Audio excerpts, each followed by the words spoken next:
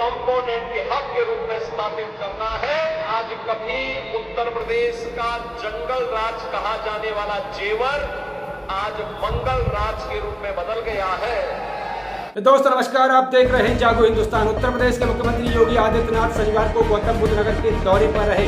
जेवर एयरपोर्ट से वह यमुना सिटी में पहुंचे। जनसभा को संबोधित किया। जनसभा को संबोधित करने के बाद उन्होंने इलेक्ट्रॉनिक हब के कारखाने का भूमि पूजन और शिलान्यास किया। इस अवसर पर केंद्र, प्रदेश और गौतम बुद्ध नगर के बीजेपी के तमाम बड़े नेता, सांसद और विधायक तक मौजूद रहे। योगी आदित्यनाथ ने इस जनसभा को संबोधित करने के बाद नोएडा में भी नोएडा विकास प्राधिकरण के अत्याधुनिक भवन का श्री गणेश किया।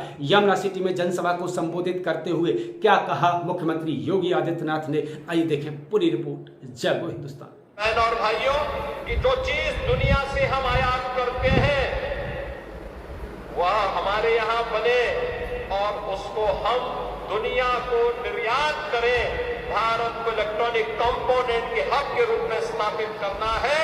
कि कभी उत्तर प्रदेश का जंगल राज कहा जाने वाला जेवर आज मंगल राज के रूप में बदल गया है। अभी मैं जेवर एयरपोर्ट में लैंड किया था। कितनी शानदार एयरपोर्ट की सौगात प्रधानमंत्री जी के कर कमलों से मिली है और अब उसने कॉमर्शियल फ्लाइट शुरू कर दी है। अनेक यहां पे निवेश के प्रस्ताव आ रहे हैं। आज का ही जो निवेश का जो शिलान्यास हो रहा है वह 6,785 करोड़ रुपए का है। आप सोचो, यहां पे अंबर ग्रुप के साथ कोरिया सर्किट, इसमें उनके साथ मिलकर के एक ज्वाइंट वेंचर बना करके इनके द्वारा ये निवेश यहां पे किया जा रहा है। कोरिया के साथ उत्तर प्रदेश का बहुत पुराना संबंध है। कैसे आक्रामक रणनीति हो, समर्पण का भाव हो और आत्मानुशासन हो, कैसे कोई देश इलेक्ट्रॉनिक मैन्युफैक्चरिंग का हब बन सकता है। कोरिया उसका उदाहरण अतीत में बन चुका है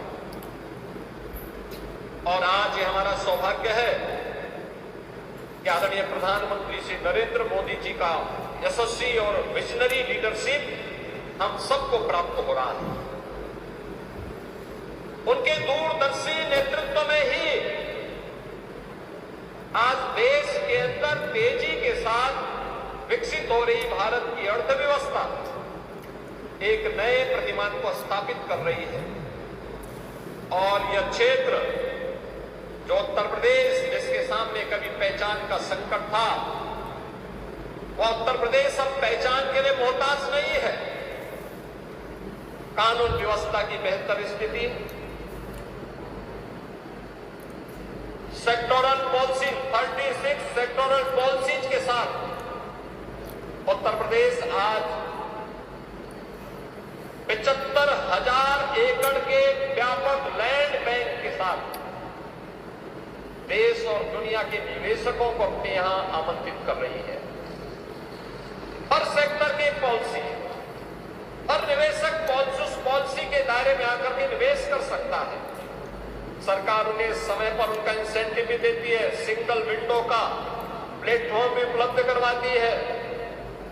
कोई मानवीय हस्तक्षेप के बगैर कोई भी निवेशक आकर के अपना निवेश करके विकास की गति को कई गुना आगे बढ़ाने में अपना योगदान दे सकता है। परिणाम है हमारे यहाँ के नौजवानों को रोजगार भी मिल रहा है। 6,745 करोड़ रुपए का यह निवेश यहां पे नए एम्प्लॉयमेंट को जनरेट करेगा। तमाम अन्य एंकर यूनिट को यहां पे स्थापित करने में योगदान देगा। और उत्तर प्रदेश तो पहले ही एमएसएमई का है। 96 लाख एमएसएमई यूनिट हमारे पास है, जिसे हमने अपने प्रधानमंत्री जी की प्रेरणा से वन डिस्ट्रिक्ट वन प्रोडक्ट के रूप में देश और दुनिया के सामने प्रस्तुत किया। बहन और भाइयों, आज प्रधानमंत्री मोदी जी का ही वो विजन है जिसके कारण उत्तर प्रदेश अब मोबाइल मैन्युफैक्चरिंग का हब भी बना है।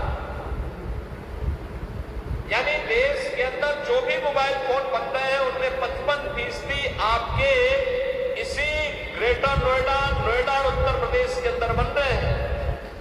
और इलेक्ट्रॉनिक कंपोनेंट के भी अब तक जो भी बन रहे हैं उनमें 55 से 60% यहीं पे बन रहे हैं। और मेरा मानना है कि अंबर ग्रुप के साथ कोरिया सर्किट का यह निवेश इलेक्ट्रॉनिक मैन्युफैक्चरिंग की दिशा में एक नया क्रांतिकारी कदम होगा। ये निश्चित ही उत्तर प्रदेश के माध्यम से भारत की इस उड़ान को, जो प्रधानमंत्री मोदी जी का विजन है 2047 में भारत को विकसित भारत के साथ खुशहाल भारत बनाना है, आत्मनिर्भर भारत बनाना है। उस आत्मनिर्भर भारत की संकल्पना को पूरा करने के लिए इसकी शुरुआत हमारे प्रदेश से, हमारे जनपद से, हमारे नगर से, हमारे गांव से शुरू होती है। मैं इस अवसर पर अंबर ग्रुप को, कोरिया सर्किट को इस निवेश के लिए, उत्तर प्रदेश को चुनने के लिए हृदय से धन्यवाद देता हूं।